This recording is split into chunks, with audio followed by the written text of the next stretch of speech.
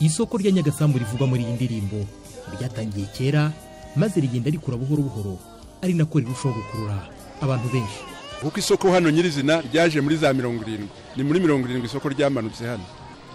Ubwo rero niko Nyagasambu yarushijeho gukomera, kuko yahahiranaga na hehe na Kigali ku buryo bworoheje, kandi noneho na Kabuga tukayisenya ku buryo bworoheje, kuko Kabuga nayo yari ihari.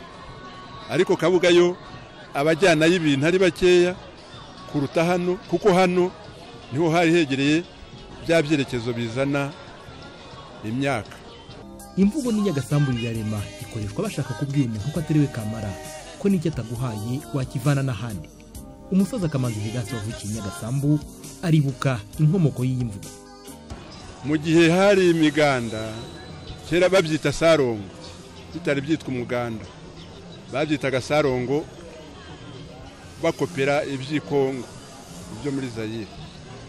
Noneho bazaga abakozi bose b'i Kigali n'abasirikare n'iki bose bazaga gukorera umuganda n'ahangaha, batera amashyamba, barwanya isuri.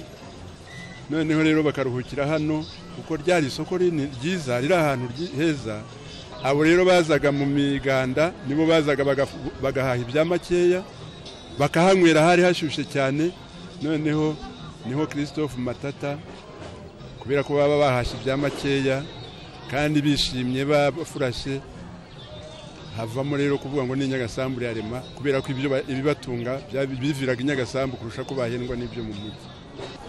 Ahimbira akaririmbo keza rwose yakaririmbiye hano, ahubwo nubwo yapfuye abantu binaha bashaka kujya kugira ngo bajye kumuherekeza, nuko babuze amavisa. Yaje kukarimbira hano?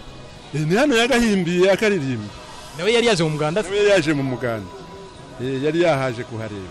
Aha niho yakaririmbiye rwose. Abatuye umurenge wa Fumbwe isoko rya Nyagasambu riherereyemo bavuga ko iterambere rigaragara mu bice bitandukanye by'u Rwanda bitasize Nyagasambu. Sinakubwiye ko mbere hari ishyamba, hatuwe n'abantu bakeya. Leta y'ubumwe bw'Abanyarwanda yatumye abantu bisanzura kurushaho, noneho bituma n'abantu bibona ahantu hariho hose. Muri icyo gihe nakubwiye bwa mbere bwari ibiti, nta tafari ryari rihari. Urabona yuko muri leta y'ubumwe bw'Abanyarwanda iterambere ryarihuze, kuko aya mazu yose ubu ngubu ntari tubakishije itafari, kandi ubundi byo bahashenye byari ibiti. Ibikorwa remezo bitandukanye birimo cyane cyane umuriro w'amashanyarazi ndetse n'umuhanda wa kaburimbo byaje byongera kuri isoko rya Nyagasambu, biri mu byatumye aka gace kagenda karushaho guturwa cyane, bityo abahatuye bakaba babona mu myaka iri imbere hasura ndetse no kuzaba umujyi.